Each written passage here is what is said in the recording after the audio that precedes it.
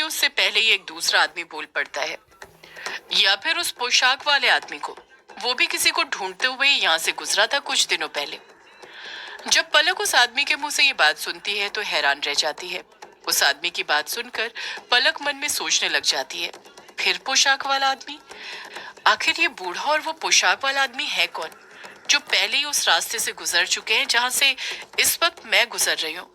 पलक इस बारे में सोच ही रही थी कि तभी मोटा वाला आदमी उससे बोल पड़ता है, छोरी, तू ऐसे चुपचाप क्यों खड़ी हुई है?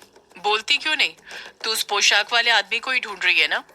वो काला पोशाक वाला आदमी भी कुछ हफ्ते पहले यहीं से गुजरा था। जब वो आदमी काला पोशाक कहता है तो पलक के दिमाग में ये बात क्लिक होने लग जाती है। उसे ऐसा लगने लग जाता है जैसे उसने काला पोशाक वाला आदमी का जिक्र पहले भी कहीं सुना था। अगले ही पल पलक को इस बारे में याद आ जाता है। पलक मन में सोचने लग जाती है, कहीं ये लोग उसी काले पोशाक वाले आदमी की बात तो नहीं कर रहे जिसने यामिनी को मारा था। एक बार यामिनी ने मुझे बताया था कि उस पर किसी काले पोशाक वाले आदमी ने वार किया था और वो और युग भी उसी को ढूंढने में लगे हुए थे, पर वो काला पोशाक वाला आदमी उन दोनों को नहीं मिला।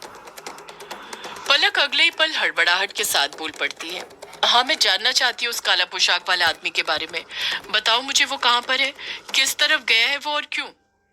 जैसे ही पलक उस आदमी से ये सवाल पूछती है, वो आदमी मुस्कुराने लग जाता है और उसी के मुस्कुराने के साथ उसके बाकी के 3 साथी भी मुस्कुराने लग जाते हैं। उन चारों आदमियों के चेहरे पर एक अजीब सी हंसी थी जिसे पलक समझ नहीं पा रही थी। पतला वाला आदमी कहता है, तो हमारा शक सही निकला, तू उसी काले पोशाक वाले आदमी को ढूंढ रही है। कहीं तो उसकी महबूबा तो नहीं जो उसे ढूंढते हुए यहाँ तक आ गई है? पलक चुप ही रहती है, कुछ नहीं कहती है। दूसरा आदमी बोल पड़ता है, तू फिक्र मत कर, हम खुद तुझे उस काला पोशाक वाला आदमी के पास ले जाएंगे। हमें पता है कि वो कहाँ पर गया है। हम तेरी मदद करेंगे, पर एक शर्त पर। पलक उस आदमी को घूरते हुए कहती है, कैसी शर्त? वही आदमी पलट कर कहता है, तुझे शर्त नहीं पता क्या? दुनिया का उसूल है, कुछ पाने के लिए कुछ खोना पड़ता है और कुछ लेने के बदले कुछ देना पड़ता है। इतना कहकर वो आदमी घिनौनी निगाहों के साथ पलक को ऊपर से लेकर नीचे तक देखने लग जाता है। पलक समझ जाती है कि उसके क्या इरादे थे और वो अगले ही पल कठोर लहजे में कहती है, मुझे किसी के बारे में कुछ नहीं जानना, तुम लोग यहाँ से जा सकते हो। पहला आदमी कहता है, तुझे नहीं जानना तो कोई बात नहीं, भटकते रहे ऐसे ही। जब तुझे ही अपने महबूब की नहीं पड़ी तो हम क्या करें? हम तो तेरी मदद ही करना चाहते थे, पर तू है कि हमारी बात मान ही नहीं रही है, तो फिर हम क्या कर सकते हैं? पलक गुस्से के साथ ही पलट कर कहती है, मुझे किसी की कोई मदद नहीं चाहिए और तुम लोगों की तो बिल्कुल भी नहीं। तुम लोग यहाँ से चले जाओ। मोटा आदमी कहता है, जाते हैं, इतना गुस्सा क्यों कर रही है छोरी? अपनी बोतल तो ले ले पहले, वरना जब तुझे प्यास लगेगी तो फिर तू अपनी प्यास कैसे बुझाएगी? इतना कहकर वो आदमी पलक को बोतल देने के लिए अपना हाथ आगे बढ़ाने लग जाता है। पलक भी अपना हाथ आगे बढ़ाकर वो बोतल लेने लग जाती है। जैसे ही पलक बोतल को पकड़ती है, वो आदमी अपना दूसरा हाथ आगे बढ़ाता है और पलक के हाथ के ऊपर ही रख देता है। वो आदमी अपना हाथ पलक की उंगलियों पर फेरने लग जाता है।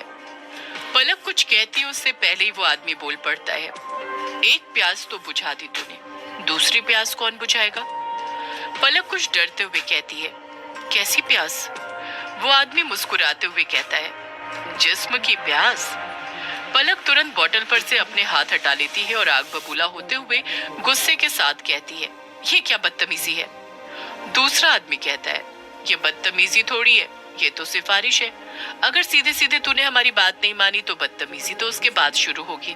वो कहते हैं ना, जब घी सीधी उंगली से नहीं निकलता तो उंगली टेढ़ी करनी पड़ती है। उस आदमी के ये बात कहते ही बाकी के 3 आदमी हंसने लग जाते हैं। पलक उन चारों आदमियों को घूरते हुए कहती है, लगता है तुम लोग ऐसे नहीं मानने वाले। एक कहावत तो तुमने मुझे सुना दी, एक मैं सुनाती हूँ। कहते हैं ना, लातों के भूत बातों से नहीं मानते, और तुम्हें देखकर ऐसा लगता है कि तुम लोग भी लात खाए बिना नहीं मानने वाले हो। पलक के ये बात कहते ही उन चारों आदमियों को गुस्सा आने लग जाता है और वो पलक को गुस्से के साथ घूरने लग जाते हैं। वो चारों आदमी गुस्से के साथ अपने हाथ की मुट्ठी भींच लेते हैं। उनको लगा नहीं था कि पलक उनसे इस तरह बात करेगी। उन्हें लगा था कि अपने आप को अकेला देखकर पलक तुरंत उनकी बात मान जाएगी। एक मोटा आदमी कहता है, लगता है तू ऐसे नहीं मानने वाली, तेरे साथ जबरदस्ती करनी ही पड़ेगी। इतना कहकर वो मोटा आदमी आगे बढ़ता है और पलक को पकड़ने के लिए अपना हाथ आगे बढ़ाने लग जाता है।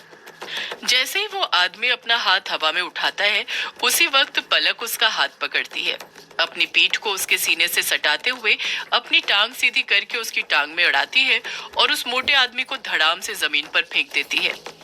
ये देखकर बाकी के 3 आदमी हैरान रह जाते हैं। उनके समझ ही नहीं आता कि दुबली पतली दिखने वाली लड़की ने इतनी आसानी से कैसे उनके साथी को पटक कर रख दिया। वो तीनों तो उसे कमजोर समझ रहे थे। पलक की इस हरकत ने उन तीनों आदमियों को चिता दिया था, पर वो तीनों आदमी ज्यादा घबराए नहीं थे, बल्कि और ज्यादा गुस्से के साथ पलक को घूरने लग गए थे। अगले ही पल वो तीनों आदमी पलक पर एक साथ टूट पड़ते हैं। पलक भी बहादुरी के साथ उन तीनों से लड़ने लग जाती है, उन तीनों का सामना करने लग जाती है। उन तीनों में से एक आदमी को तो पलक उसी तरह पटक कर रख देती है जिस तरह उसने पहले आदमी को पटका था। रही बात बाकी के दोनों आदमी की, तो उनसे वो हाथापाई करने लग जाती है। उन दोनों को बराबरी की टक्कर देने लग जाती है। उस हाथापाई में उसे भी अपने मुंह पेट पर कुछ मुक्के खाने पड़ते हैं, जिस कारण उसकी नाक में से खून निकलने लग जाता है, पर वो उनसे जरा सा भी डरती नहीं है। उसी जोश आक्रोश के साथ लड़ती रहती है। पलक उन चारों आदमियों पर भारी पड़ रही थी और उसकी वजह ये थी कि वो कॉलेज में ऐसे हालातों के लिए पहले से तैयार हो गई थी। उसने एक स्पेशल ट्रेनिंग की थी जिसमें उसे पहले ही सिखा दिया गया था कि खुद की आत्मरक्षा कैसे की जाती है। वो दुबली पतली जरूर थी पर कमजोर नहीं, और वो चारों आदमी हट्टे कट्टे होने के बावजूद भी पलक का सामना नहीं कर पा रहे थे। पलक जितनी ज्यादा फुर्तीली थी, वो चारों आदमी उतने ही ज्यादा ढीले थे। यही कारण था कि बलवान होने के बाद भी वो पलक के सामने टिक नहीं पा रहे थे। पलक अपनी बुद्धि का उपयोग करते हुए उन्हें मात देते जा रही थी। कुछ देर लड़ने के बाद ही पलक उन चारों आदमियों को धूल चटा देती है।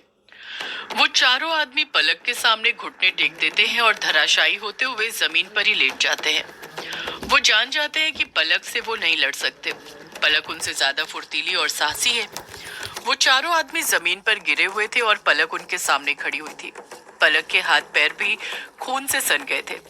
उसके माथे पर बड़ी बड़ी पसीने की बूंदें थीं जो उसके खून से जाकर मिल रही थी, पर वो दर्द से कराह नहीं रही थी, बल्कि बड़ी ही बहादुरी के साथ उनके सामने खड़ी हुई थी। पलक उन चारों आदमियों को गुस्से के साथ घूरते हुए कहती है, तो क्या कह रहा था तू मोटे, कि तेरी प्यास नहीं बुझी? अब बुझ गई तेरी प्यास या और प्यास लगी है तुझे? बोल। इतना कहकर पलक अपना पैर उस आदमी की उंगलियों पर रख देती है। वो आदमी दर्द से कराह उठता है। पलक उन चारों आदमियों को गुस्से के साथ घूरते हुए उनसे कहती है, मुझे पता है कि तुम लोग बंजारे नहीं हो, ना ही मुसाफिर हो, तो अब सीधे सीधे बताओ कौन हो तुम? एक आदमी दर्द से कराहते हुए ही कहता है, हम बंजारे ही हैं, हमारा यकीन कर, तुझे हमारी वेशभूषा नजर नहीं आ रही क्या? पलक उस आदमी को घूरते हुए कहती है, वेशभूषा तो ओढ़ी भी जा सकती है, जिस तरह तुमने अपने चेहरे पर मुखौटा ओढ़कर मुझसे पानी मांगा था। और रही यकीन करने वाली बात, तो कैसे यकीन करूं, तुम ही लोग बताओ। अगर तुम बंजारे हो तो तुम्हें कैसे पता कि एक बूढ़ा और काला पोशाक वाला आदमी यहाँ से गुजरा है? वो चारों आदमी अपनी ही बात में फंस गए थे।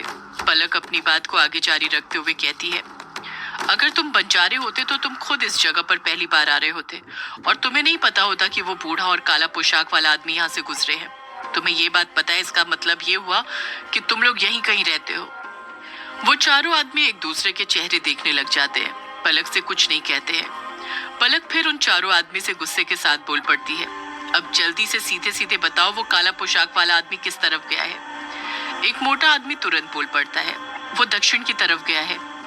जैसे पलक उस आदमी के मुंह से ये बात सुनती है, वो मन में सोचने लग जाती है, दक्षिण की तरफ? दक्षिण की तरफ तो मैं भी जा रही हूँ। मेरे दिल ने भी तो दक्षिण की तरफ ही जाने का फैसला किया था। कहीं वो काला पोशाक वाला आदमी अभिमन्यु ही तो नहीं जो दक्षिण की तरफ गया है? पलक मन में ये सब सोच ही रही थी कि दूसरा आदमी जिसके हाथों की उंगलियों पर पलक ने अपना पैर रखा हुआ था, वो बोल पड़ता है, पैर हटा मेरे ऊपर से, तू जानती नहीं कौन है हम। पलक और कसकर अपना पैर उस आदमी की उंगलियों पर रखते हुए कहती है, वही तो मैं जानना चाहती हूँ कि कौन हो तुम लोग और यहाँ पर क्या कर रहे हो? जैसे पलक ये बात बोलती है, वो चारों आदमी पहले तो सीरियस ही रहते हैं, फिर एक दूसरे को देखते हैं और उसके बाद जो हंसना शुरू करते हैं तो चुप ही नहीं होते। पलक समझ ही नहीं पाती कि वो चारों आदमी इस तरह क्यों हंस रहे थे। अभी थोड़ी देर पहले तो वो दर्द से करा रहे थे। एक और आदमी पलक से बोल पड़ता है, तू सच में जानना चाहती है हम कौन हैं? पलक अपने घुटने मोड़ते हुए उनके पास बैठती है और उस आदमी को घूरते हुए बोल पड़ती है, हाँ, जानना चाहती हूँ कौन हो तुम, बताओ मुझे। वो आदमी अपनी आंखों की पुतलियां ऊपर करते हुए कहता है, ऊपर देख, देख ऊपर, तुझे पता चल जाएगा हम कौन हैं। पलक मुंह बनाते हुए ही ऊपर की तरफ देखने लग जाती है। जब वो अपनी नजरें ऊपर करती है तो उसे काले बादलों से घिरा हुआ आसमान नजर आता है। उसके समझ में ही नहीं आता कि उस आदमी ने उसे ऊपर देखने के लिए क्यों बोला था। पलक अपना सिर ऊपर करके काले बादलों से घिरे हुए आसमान को देख ही रही थी कि तभी तेजी के साथ हवाएं चलने लग जाती हैं और बादल छटने लग जाते हैं। बादलों के छटने के साथ ही सबसे पहले कुछ तारे नजर आते हैं और तारे नजर आने के साथ ही आसमान में चमचमाता हुआ चांद नजर आने लग जाता है। चांद इतनी तेज रोशनी के साथ चमक रहा था कि पूरा आसमान जगमगा गया था। धीरे धीरे चांद की चांदनी धरती पर आने लग जाती है और जैसे ही चांद की चांदनी उन चारों आदमियों के चेहरे पर पड़ती है, वो चारों आदमी जंगली भेड़ियों की तरह चिल्ला पड़ते हैं। जैसे वो चारों आदमी भेड़ियों की तरह चीखते हैं, पलक झट से खड़ी होती है और एक कदम पीछे हट जाती है। उसके समझ ही नहीं आता कि वो चारों आदमी इस तरह भेड़िए की तरह क्यों चिल्ला रहे थे। पहले तो पलक उनकी आवाज सुनकर डर जाती है, पर जैसे तैसे करके वो अपने आप को संभालती है और अगले ही पल बहादुरी दिखाते हुए रौब के साथ बोल पड़ती है, इस तरह चीखना बंद करो, चुप हो जाओ। पलक के चिल्लाने का उन चारों आदमियों पर कुछ असर नहीं पड़ता है। वो चारों आदमी जंगली भेड़ियों की तरह ही चीखते चिल्लाते रहते हैं।